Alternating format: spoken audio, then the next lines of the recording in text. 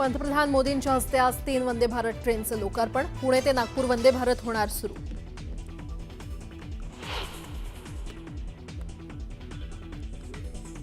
मनाई केली असतानाही कबुतरांना खाद्य देणाऱ्यांना पालिकेनं दिला दणका। गिरगाव चौपाटीवर कबुतरांना दाणे टाकणाऱ्यांवर कारवाई करत 8,000चा दंड वसूल।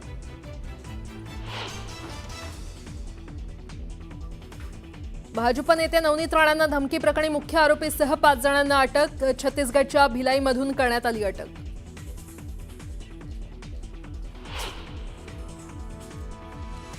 शिवसेनेचं काश्मीरमधील लष्करातील जवानांसाठी सिंदूर महारक्तदान शिबिर। उपमुख्यमंत्री एकनाथ शिंदेंसह सांगलीतील 1000 पैलवान करणार महारक्तदान।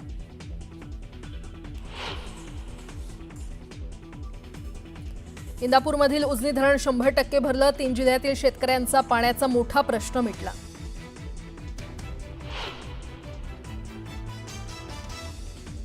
नागपुरातील कोराडीतल्या महालक्ष्मी मंदिरात निर्माणाधीन स्लॅब कोसळला। 5 ते 6 मजूर जखमी। कोराडी ते मंदिर मार्गावर सुरू होतं स्लॅब टाकण्याचं काम।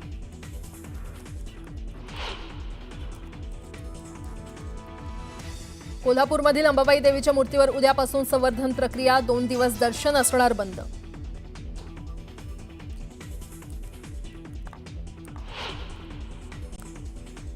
नागपूर पुणे वंदे भारत एक्सप्रेसचा थोड्याच वेळात शुभारंभ होणार आहे। नागपूरच्या अजनीवरून वंदे भारत एक्सप्रेस असणार आहे। पंतप्रधान मोदींच्या हस्ते ऑनलाईन कार्यक्रमात या सेवेचा शुभारंभ केला जाणार आहे। पंतप्रधान नरेंद्र मोदी दूरदृश्य प्रणालीद्वारे या गाडीला हिरवा झेंडा दाखवणार आहेत। प्रवाशांना शुभेच्छा देण्यासाठी मुख्यमंत्री देवेंद्र फडणवीस, केंद्रीय मंत्री नितीन गडकरी, खासदार आणि आमदारांसह उपस्थित राहणार आहेत। अजनी पुणे वंदे भारत एक्सप्रेस वर्धा, बडनेरा, अकोला, शेगाव, भुसावळ, जळगाव, मनमाड, कोपरगाव, अहमदनगर आणि दौंड कॉर्ड लाईन मार्गे पुण्याला पोहोचणार आहे। तर नागपूर रेल्वे स्थानकावरून ही 3री वंदे भारत एक्सप्रेस सेवा असेल। यापूर्वी नागपूर बिलासपूर आणि नागपूर सिकंदराबाद या 2 वंदे भारत एक्सप्रेस सेवा सुरू आहेत। नागपूर पुणे प्रवासासाठी आता नागपुरातून वंदे भारत एक्सप्रेस सुरू होणार आहे। नागपुरातील ही 3री वंदे भारत एक्सप्रेस असणार आहे। या वंदे भारत एक्सप्रेसचं उद्घाटन ऑनलाईन पद्धतीने पंतप्रधान नरेंद्र मोदी यांच्या हस्ते केलं जाणार आहे। त्यासोबतच या कार्यक्रमासाठी मुख्यमंत्री स्वतः उपस्थित राहणार आहेत। लहान लहान मुलांना या वंदे भारत एक्सप्रेस मधून मोफत प्रवास दिला जाणार। बाळा, काय वाटतं तुला? कसं वाटतंय तुला वंदे भारत एक्सप्रेसने जाताना? मला खूप छान वाटत आहे वंदे भारत ट्रेन मध्ये प्रवास करून। याची फॅसिलिटीज खूप चांगली आहे आणि साफसुथरं खूप आहे। याच्या आधी तू कधी प्रवास केला होता का? कुठे प्रवास केला? नाही, याच्या आधी मी प्रवास नाही केला ट्रेन मध्ये कधी पण। कधीच नाही, पहिल्यांदाच तू ट्रेनने प्रवास करतोय? हो। बरेच मुलं पहिल्यांदाच ट्रेनने प्रवास करतायत आणि यासोबतच अनेक नागरिक सुद्धा या प्रवासामध्ये प्रवासी म्हणून जात आहेत।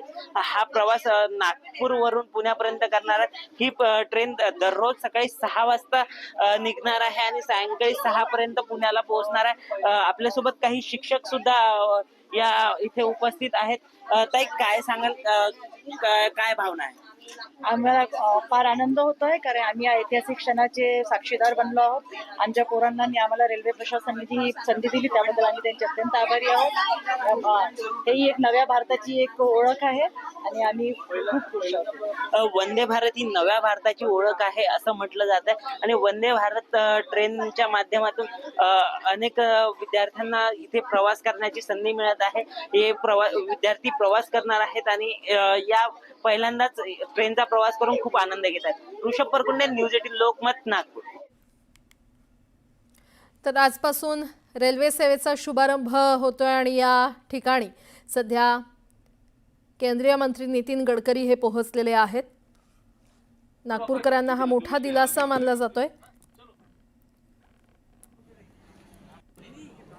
आज नागपूर पुणे वंदे भारत एक्सप्रेसचा अगदी थोड्याच वेळात शुभारंभ होणार आहे। नागपूरच्या अजनीवरून वंदे भारत एक्सप्रेस असणार आहे। पंतप्रधान मोदींच्या हस्ते ऑनलाईन कार्यक्रमात या सेवेचा शुभारंभ केला जाणार आहे। पंतप्रधान नरेंद्र मोदी दूरदृश्य प्रणालीद्वारे या गाडीला हिरवा झेंडा दाखवणार आहेत। तर प्रवाशांना शुभेच्छा देण्यासाठी मुख्यमंत्री देवेंद्र फडणवीस आणि केंद्रीय मंत्री नितीन गडकरी, खासदार आणि आमदारांसह उपस्थित राहणार आहेत। केंद्रीय मंत्री नितीन गडकरी हे या ठिकाणी दाखल झालेले आहेत।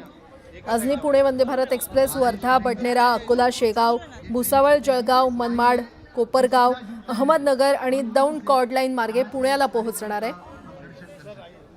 तर नागपूर रेल्वे स्थानकावरून ही तिसरी वंदे भारत एक्सप्रेस सेवा असेल। यापूर्वी नागपूर बिलासपूर आणि नागपूर सिकंदराबाद या 2 वंदे भारत एक्सप्रेस सेवा सुरू आहेत। With their unmatched speed and efficiency, these trains will embody the blood of future.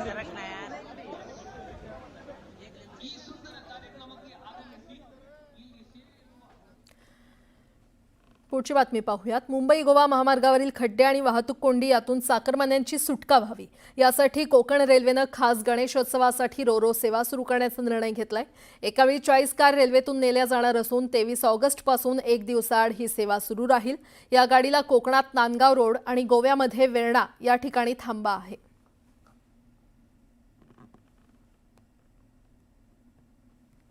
पुढची बातमी। उत्तराखंडमध्ये झालेल्या जलप्रलयाच्या आपत्तीमध्ये जळगाव जिल्ह्यातील धरणगावच्या पाळधी गावातील 13 तरुण अडकले होते।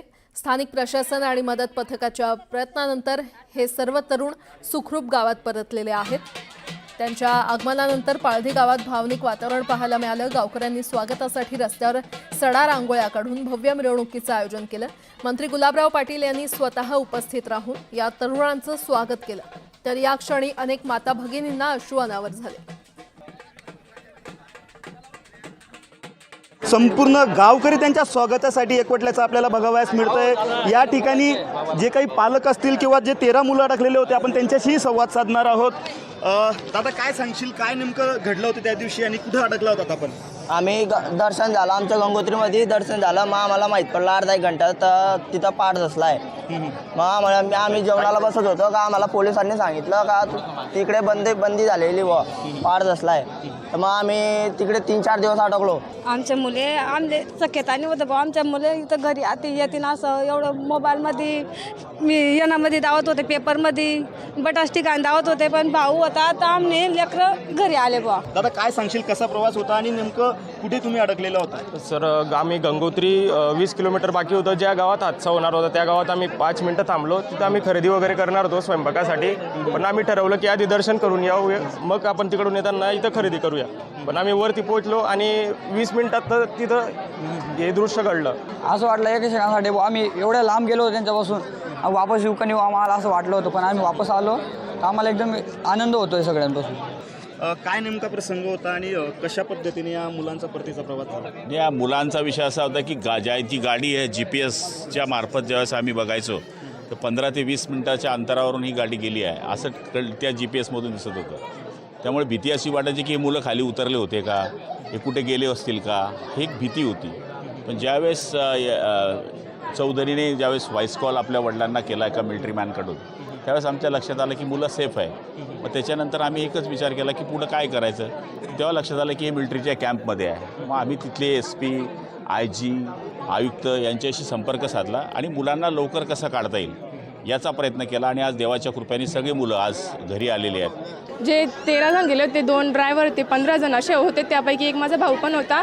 आणि काल रक्षाबंधनानिमित्त आज तो परत आला, त्याबद्दल मला खूप आनंद होतोय। आज रक्षाबंधन आहे, मी इतक्या लांबून इथं त्याच्यासाठी आलेली आहे। रक्षाबंधनाची भाऊ घरी आला त्याच्यामुळे खूप आनंदी आहे आणि भावांच्या रूपात आम्ही सद्गुरू पाहतोय का एवढा लांबून सद्गुरूंनी आम्हाला भाऊने आणलं।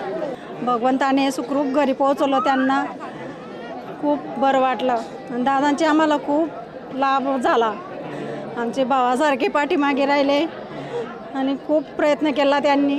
या ठिकाणी ज्या महिला होत्या त्यांनी प्रतिक्रिया दिल्या की ही आमच्यासाठी भाऊबीजेची एक भेट होती। तर ते जे मुलं अडकलेले होते त्यांच्या अशा प्रतिक्रिया होत्या की आम्ही परमेश्वराच्या कृपेने वाचलो, परंतु आम्हाला सुखरूप घरी पोहोचवलं ते पालकमंत्री गुलाबराव पाटील यांनी।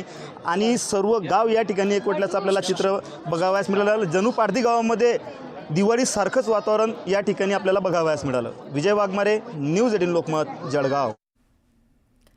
पुढची बातमी। बंदी असतानाही कबुतरांना खाद्य देण्याचे प्रकार सर्रास सुरूच आहेत। गिरगाव चौपाटीवर मध्यरात्री येऊन लोक कबुतरांना खाद्य देत असल्याचा प्रकार समोर आलाय।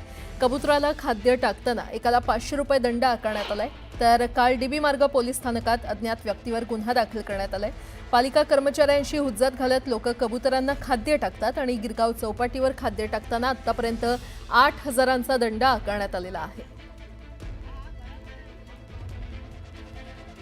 दरम्यान कबुतरांना कोणत्याही पद्धतीचं खाद्य टाकू नये असं आवाहन दादर कबूतरखाना ट्रस्टच्या वतीनं नागरिकांना करण्यात आलेलं आहे। या संदर्भातले बॅनर कबूतरखाना ट्रस्टनं लावलेले आहेत। दरम्यान परिसरात दंगल नियंत्रण पथक आणि अतिरिक्त पोलीस बंदोबस्त सुद्धा तैनात करण्यात आलाय। कोर्टाच्या निर्णयाचं पालन व्हावं म्हणून हे प्रयत्न केले जात आहेत आणि याचाच आढावा घेतलाय आमच्या प्रतिनिधी सुस्मिता भदाणे पाटील यांनी। दादर कबूतरखाना ट्रस्टकडनं आता कबुतरांना दाणे टाकले जाऊ नयेत आणि कुठल्याही पद्धतीचे लेखी आदेश मिळाले नसल्याचं सुद्धा म्हटलेलं आहे। अशाच पद्धतीचे हे बॅनर या ठिकाणी लावण्यात आलेले आपल्याला पाहायला मिळत आहे, ज्यामध्ये कोर्टाच्या आदेशानंतर पालिकेला अर्ज सादर करण्यात आल्याचं सुद्धा त्यांनी म्हटलेलं आहे आणि ज्या पद्धतीनं कबुतरांसाठीचं आंदोलन आक्रमक झालेलं आपल्याला पाहायला मिळालेलं होतं, त्यानंतर दादर कबूतरखाना ट्रस्टने सुद्धा आपली भूमिका स्पष्ट केलेली आहे। कुठल्याही पद्धतीने कायद्याचे उल्लंघन होऊ नये याकरता अशा पद्धतीचा हा बोर्ड लावण्यात आलेला आहे। सकाळी 6 ते 8 या वेळेत कबुतरांना खाद्य द्यावे याबाबत मौखिक परवानगी देण्यात आली आहे, परंतु कोणत्याही पद्धतीची लेखी परवानगी ही देण्यात आलेली नाही। कबुतरांना खाणे देऊ नये असा कोर्टाचा आदेश आहे आणि त्यामुळेच आज जर आपण बघितलं तर कबूतरखाना परिसरामध्ये दंगल नियंत्रण पथक असेल किंवा पोलिसांचा जादा बंदोबस्त सुद्धा तैनात करण्यात आल्याचं आपल्याला पाहायला मिळतं आहे आणि त्यामुळं या संपूर्ण परिसरामध्ये सुरक्षा देखील पोलिसांची वाढवण्यात आल्याचं आपल्याला पाहायला मिळतं आहे।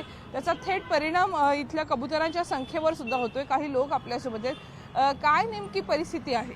आज मंदिर के दर्शन के लिए हम आए थे। कबूतर खाना बंद कराने में जिनका भी स्टेट गवर्नमेंट हो या कोर्ट के ऑर्डर्स हो या जो भी सरकारी अधिकारी इन्वॉल्वमेंट है, उसको आम जनता की ओर से हमारी इतनी रिक्वेस्ट है कि इसका सोल्यूशन, एक निराकरण जल्द से जल्द आ जाए ताकि जो कबूतर रोज मरने से बच जाए।